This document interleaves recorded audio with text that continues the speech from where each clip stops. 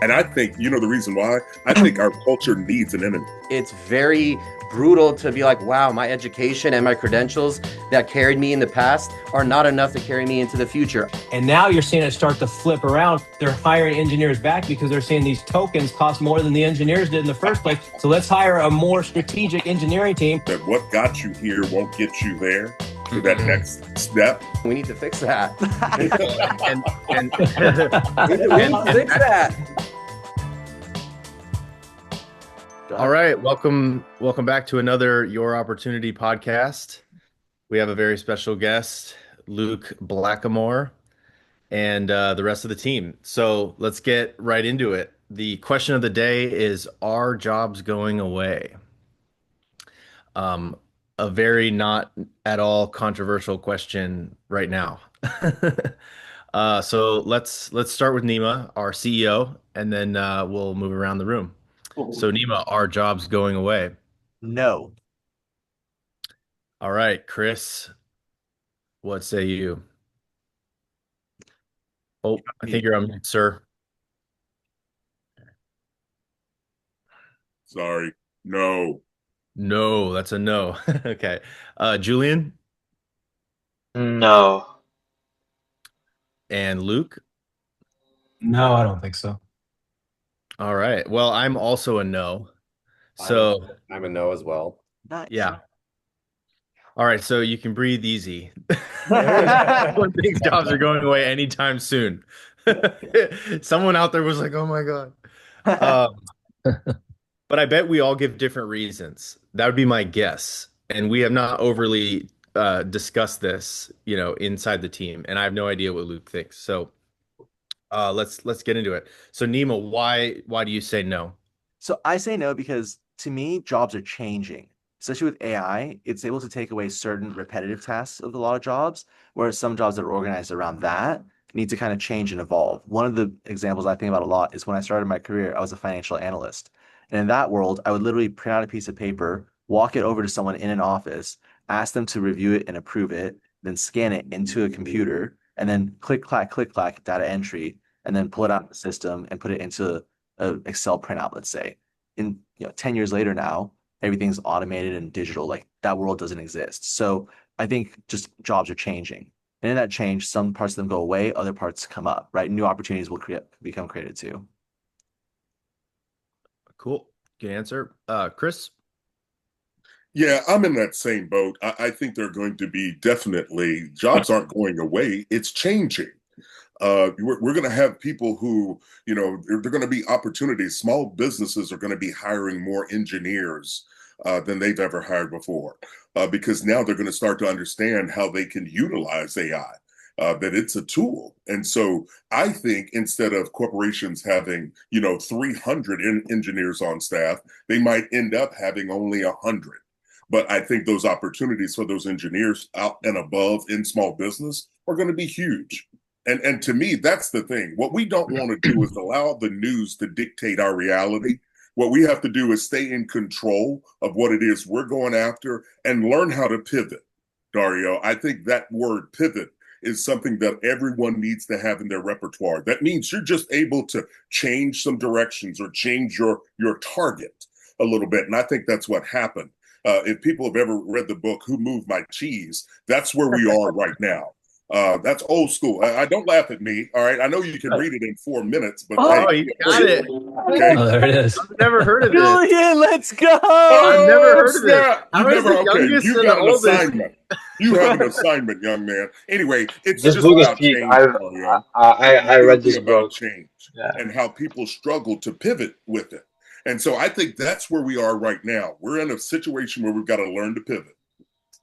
And Chris, are you saying that small businesses now have access to engineering ability when otherwise they wouldn't if you had to in the past hire a hugely expensive, engineer?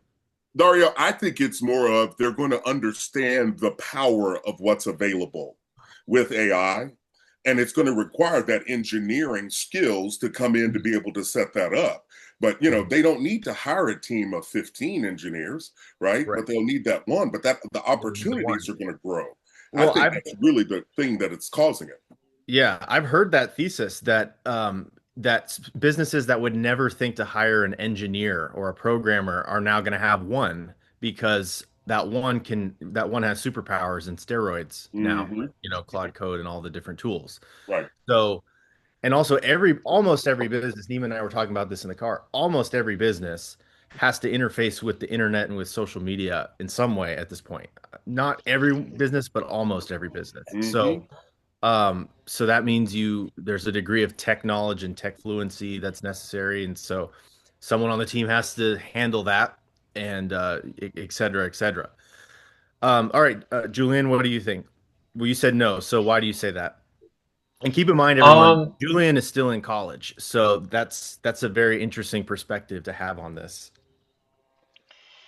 well, I mean, you see like news on this all the time about like these huge companies having massive layoffs or whatever. But I think with like AI, it's become a lot easier to like, start your own thing. Like, I think like small businesses and like startups and things like that, have become a lot more like prevalent, and they need like people who are working. And so even if you can't find a startup, you could always like, do something on your own as well and like make your own kind of like hustle. That's a lot more like achievable than it was in the past. And I mean, AI is always going to be there. It's going to be, you know, making things easier, and in terms of, I don't know, like automation, like engineering and all that. But I've always thought that, you know, AIs are 100% not perfect, and there always needs to be someone at least monitoring them, and making sure like there's nothing wrong with them. And there's always going to be, I think, jobs available for that sort of thing. So even in the very extremely hypothetical scenario where AI like, takes over the world and takes over like everyone's job, you still need people behind like the wheel, like, kind of like directing it and making sure it doesn't, like make any mistakes. What's just the vibe in college right now? Now you're obviously a computer programming. Well, I don't know your exact major. What's your exact major? Electrical and computer engineering, but I'm Okay. trying to do like, I really want to do like software and stuff. I mean, is it's kind of funny because like a few years ago, if you did like computer science, everyone like kind of saw you as like, oh my God, you're gonna be so rich, you're gonna have like every job ever. And now you kind of say that, and they kind of look like, oh. So, But now it's bouncing back though. It was but it's bad. bouncing, it's bouncing, Yeah. it's bouncing back. Yeah, like I mean, more students than ever are making their own startup, are kind of like doing their own thing, figuring like, I think, we've kind of all seen like what's happening, and I think every a lot of people are trying to, be proactive and try to like get ahead of it, and just like make sure that they don't end up being left behind, basically. So I think that's what I feel, and I feel that like a majority, or I feel like a pretty big majority of people in my position are like feeling the same way. Like, it's about being proactive. It's about like getting ahead of like, what, could be could be big in the future, or just like what's like feasible to like, be available in the future. Yeah. Like staying high agency as a person and staying learning. Where Yeah, yeah, exactly.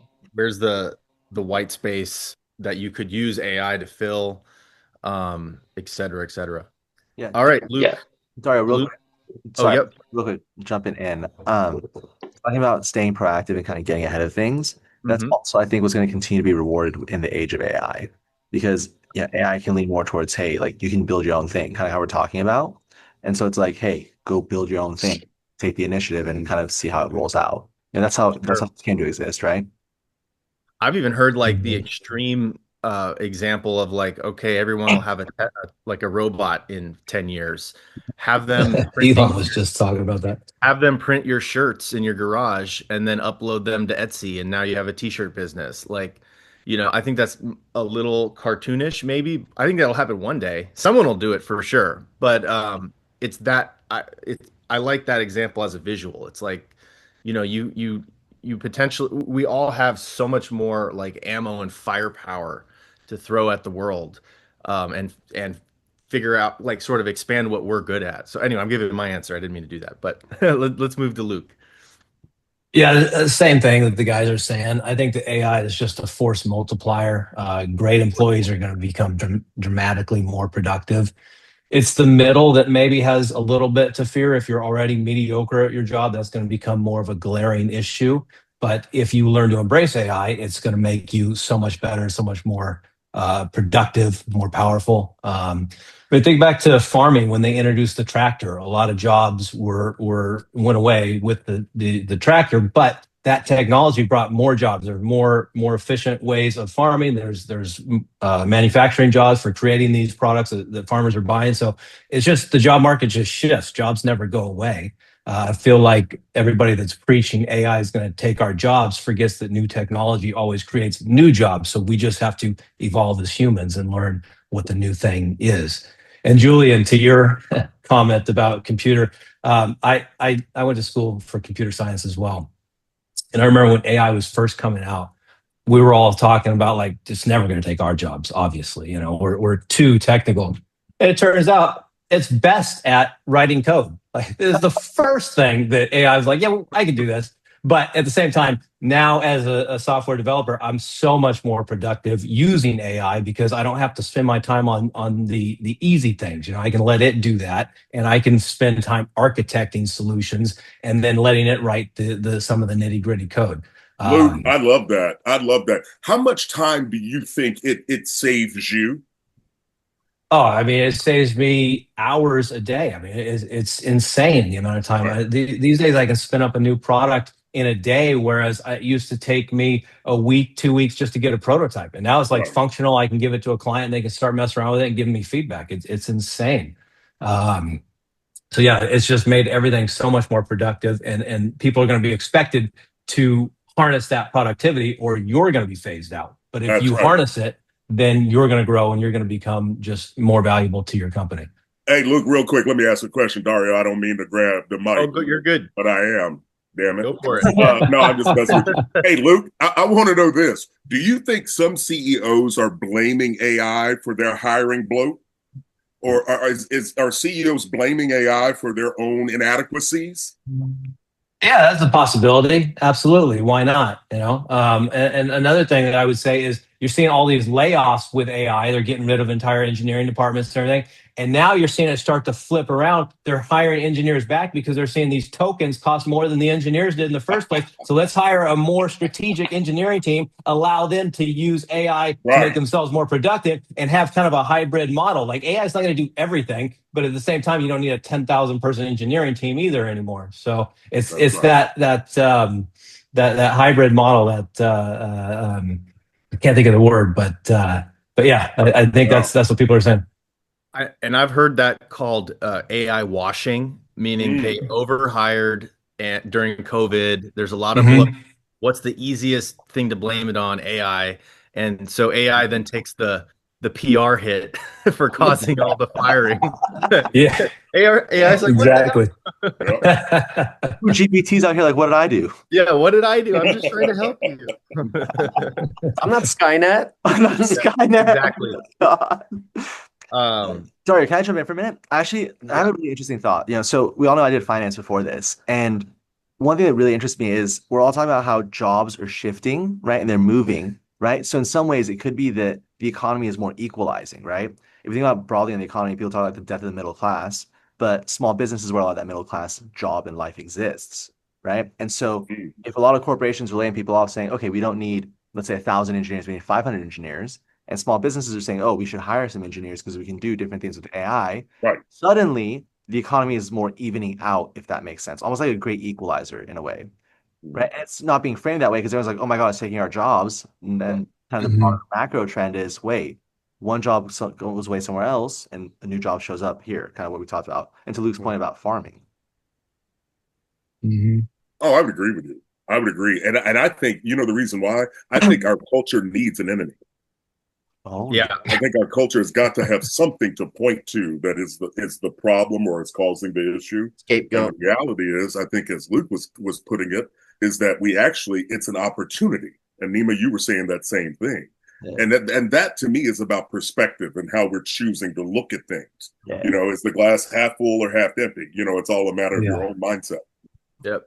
That's Yeah, what and think about 20 years ago, nobody was hiring app developers. There was no influential marketing or influencer marketing, rather. There was no SEO marketing. So all those jobs didn't even exist. We had no idea that that was going to be Right. a job or a thing. And then the internet came out and it changed everything. And there's more jobs because of it. imagine explaining what a streamer is to people like even 20 years ago. Yeah, right. What? What? You know, Yeah. yeah. Or an So influencer. I'm an influencer. yeah, Like, there's things we can't influencer, even what? there's things we can't even think of yet that will be jobs. Oh, I agree. But I look at the technology and I think about with my own sons, how quickly they were able to adapt to the whole iPad, and now to see little 2-year-olds moving, I'm thinking, oh my gosh, what are they going to be able to do with this technology as they get older? Yeah. Totally. The way they adapt to the iPhone and the iPad and figure it out so young, it's Unreal. insane. It's It is. insane. And I'm watching my son do the exact same thing. Yeah, He'll yeah. be 2 next month. So Oh, yeah. happy early birthday, Luke. Seriously. Yeah. Thank you. Sev, let's pull Sev in here. Yeah. Well, to echo earlier points about being more proactive with leverage, because yeah, we've been living in the time of unlimited leverage relative to prehistoric human history. You know what I mean? Like even like 20, 30 years ago, if you wanted to get discovered by a major record label, you had to have a middleman, an agent, all this stuff. Now it's like if you do your thing on Instagram and TikTok and stuff, they'll find you. So, and I get it, not everyone inherently has that kind of proactive sense of ambition and leverage and stuff. But again, the dinosaurs that are rigid and don't want to pivot to a changing world, what do they call them? Luddites? They can be anti-technology. Like, I get it. Like the whole like acrimony with like data centers and stuff, that needs to be worked out. The PR with that needs to be worked out. Otherwise, AI is a neutral tool, that can benefit your life if you choose to use it. But again, I also understand the hate that it's been receiving, but it's not a black and white issue. And I find the ability to wield simultaneous contradictory truths in our culture is weakening, and we need to bring that back. Just because we disagree does not mean we hate you or like we don't want to work together. It's like, it's like the country's like an abusive uncle, man. We need to fix that. and We need to fix that. Oh my God, that's amazing. Jobs are not going away, but people are responding to partial truths with partial context, and it's not helpful, guys. No, it's not. I'm You're not right. saying it for us, but the collective. It's like we need to do better. Yeah. And that ties into just how like media works these days, how, optimized for clickbaity, Yeah. divisive narratives. Everything has to be, Fox versus CNN, or, all of the websites, they're all maximizing for maximum divisiveness. And, that's a whole other topic.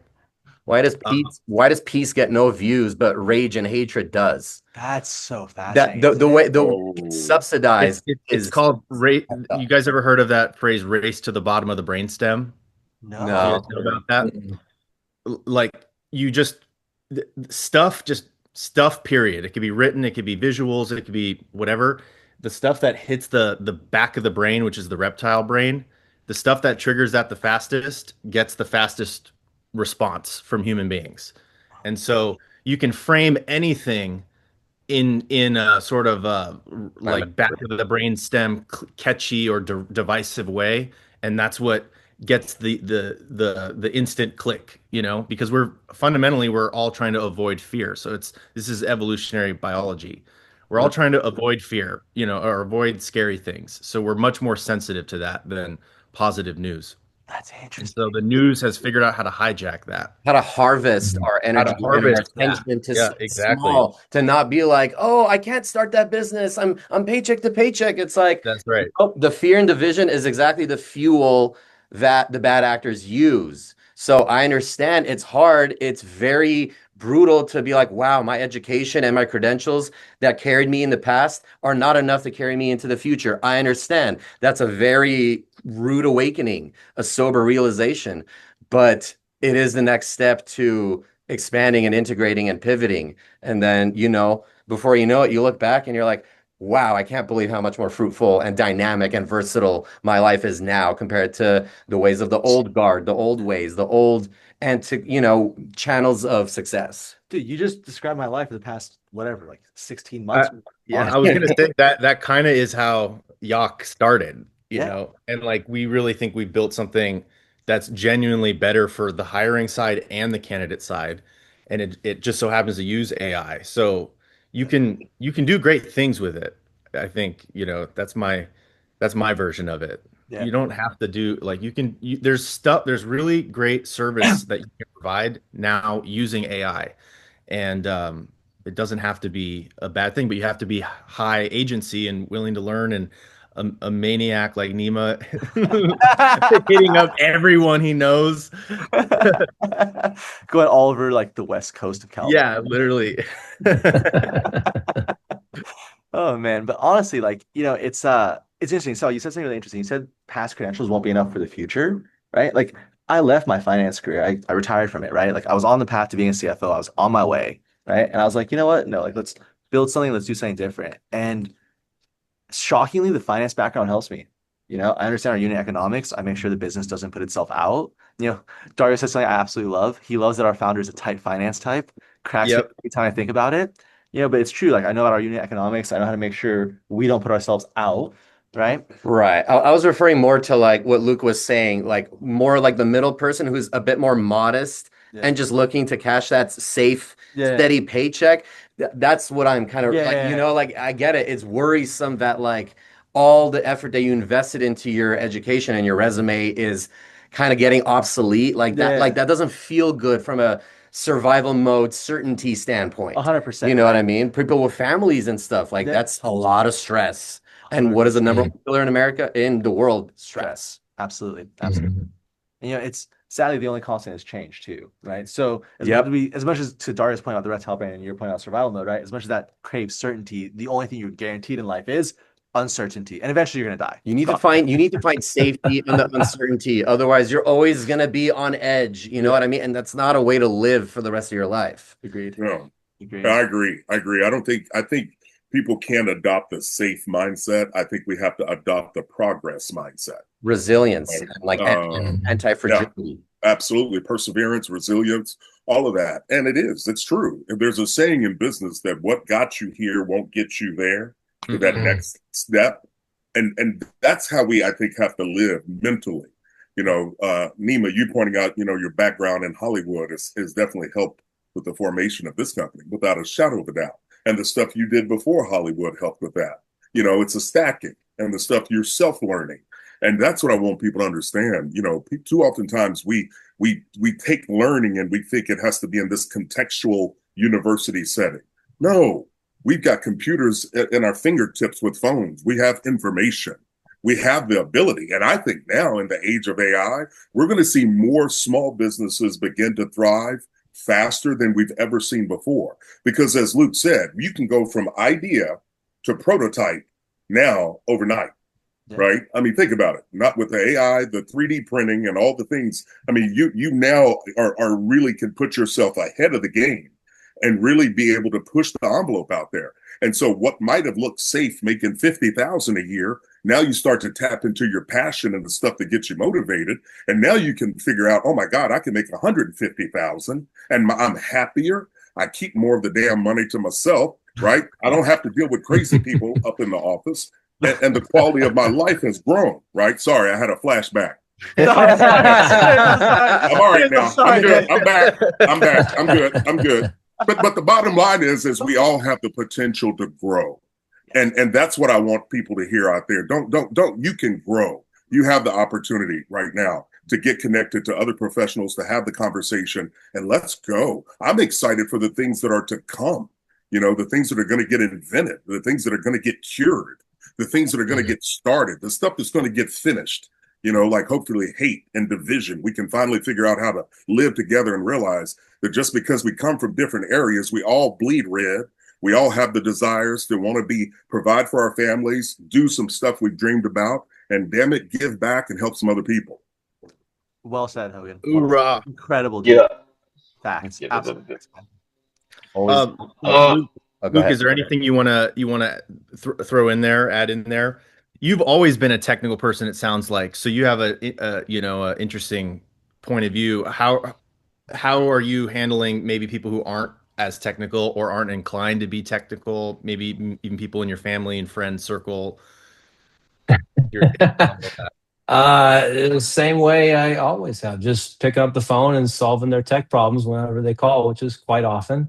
But no, I mean, ChatGPT and Claude and everything has made it so much easier for people to even figure out their technical problems. So it's kind of leveling that playing field too. Like my parents can get on there and they can type things out and it can give you step by step on how to fix a computer problem or a mail issue or whatever. So it's been super powerful in just helping everyday issues that people are trying to get through or work through without having to get somebody on the phone or what have you. And I quote here, let me see if I can find it. Oh, the future belongs to people who can combine human judgment at machine speed. And I think Mm. that's going to be the game changer going forward. I love that. Yeah, The thing that I had to add on that same note is this little anagram called VISOR. And so it's like if you wanted to be as safe as possible in the AI age, think in terms of jobs that still require humans to validate, iterate, supervise the output, own or be legally responsible for. And so you can bake that into VISOR, especially the legally responsible one. You know, if you even if an AI is doing much of it, a human oftentimes in different environments has to be legally responsible for the output. So let's say an MRI tech, who's going to be using AI scanners, they still have to be legally responsible for the quality of the scan. So, if you insist on being, safe and as safe as you can, I think that's a good framework. Think in terms of that. Very nice. Did you have some to Yeah. add? Yeah, I think Julian actually had something he wanted to add. Oh, I'm sorry, Julian. Yep. Because as we've been saying this whole time, every jobs don't, they don't go away, they just change. And so it's about, moving with the change and going with the flow of the change as well. So yeah, I think just being having the desire and like the hunger to like learn and to adapt is I think is really important, especially in this day and age. Dude, Julian, well said, Yeah, man. 100%. What's really interesting? When I graduated from college back in the Stone Age, I learned that the learning. Sorry, Chris. I learned that. Really, dude? Are you going to start this now? Are you, We're getting I'm trying to be old. calm. We're Are you getting trying to old, round Chris. me up? I'm just kidding. Go on. Continue. Anyways, so when I graduated from college, I don't know if I read this. I don't know if one of my family members said this to me. I don't know if I thought this on my own, but I was like, the learning starts now, right? Because like in your education, let's say, right, you get the foundation. You get kind of like hey, this is a framework. This is how you approach these things, and then you get to go into the real world, right? Like you get to go work. And then once you're there, you start applying what you've learned in that foundation. You see how reality reacts to it. You have things, right? Like Dario and I always joke about this idea of doing eye monitoring for one of our assessments. And it's like, that's where your idea comes to like, let's face reality with the idea and see what happens, right? The education gives you the ability to kind of formulate and think through the idea. And then once you get to reality and apply it, that's where you kind of like really learn, I think. Well, I'm seeing we have about 5 minutes left. Is there like a closing question or a closing round we want to do? Well, I would love to share that Luke is one of our oldest clients and one of our Oh, there we go. Yeah, let's talk about that. Yeah. Luke hired an engineer using our platform, and the engineer did amazing. He's been a big supporter of our style of hiring, which we really appreciate. And so, just Luke, if you'd like to share some thoughts about your experience using our tech. Yeah, it was a phenomenal technology. I loved it. Neima came to me, I don't know, how long ago was it? Last year, like June, July, I want to say. Oh, Yeah, you were so an maybe a early year, client. maybe a Very year. cool. Yeah. Yeah, he's one of our first clients, like one of our oldest Nice. clients. And so we happened to be, he was telling me all about it. I love the idea and he's kind of showing it to me and we're just talking shop.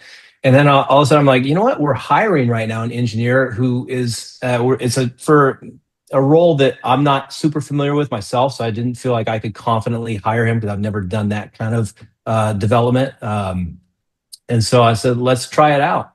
And we did spun up like a nice assessment. I don't remember how many people took it. We posted the job, had a few people take it, generated a few interviews, but I was able to go in much more informed to the interview. It didn't feel like I was blind, walking in, not knowing anything about this person. I could cherry pick the people who knew definitely the most about what we were trying to accomplish and had the best background or the best success for that fit, for that role.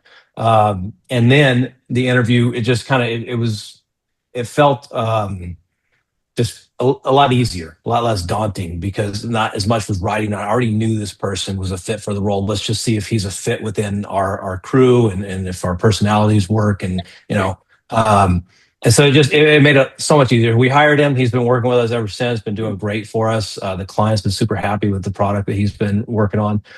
So it was great. We used it again for another role, and we got, I think, 3 good developers that we identified. Unfortunately, when we went to the client, it was one of these things. It was a job for a bank, and it was one of those things where they just didn't want to pay the money. So we didn't end up being able to hire the guys.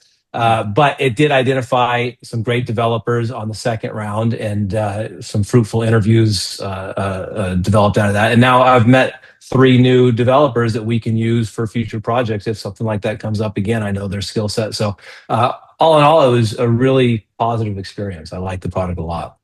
So that's awesome. That's awesome. What I'm hearing is, like the hard skills is the stuff that you get to learn about at the forefront, especially with a resume. But the soft skills have historically been the toughie to assess and vet before you meet them for the first time. So would you say assessing their soft skills was vastly improved with Yock? Yeah, absolutely. 100%. It just made my job so much easier, and just took some of the stress off of it. When you're hiring a new person, especially for a role that's starting right now, you got a client that you've already sold this product to, and you don't have somebody on your crew that can do this. That's a little stressful. You got to get somebody that's good, and you haven't really vetted this person. And then when it's a role that you don't have a lot of experience, this is a software that I've never developed in personally, so it's going to be a little bit harder for me to get the right person. So Yock took a lot of the difficulty out of that and making that decision. That's good. CEOs, real quick, hear that. It saved my man time, money, and it made the interview flow faster. And I agree. As a former CEO, I wasted so much time, number one, trying to interview the person to find out if they were qualified. Then I wanted to figure out if I liked them. Then I needed to know if they could work with the team, right? So you want to protect your team by hiring smart. So Luke, we appreciate that, brother. Yeah, absolutely. And thank you for coming on, Luke. We really appreciate you joining us. Yeah, thank you very much. Thanks for having me. This was a blast.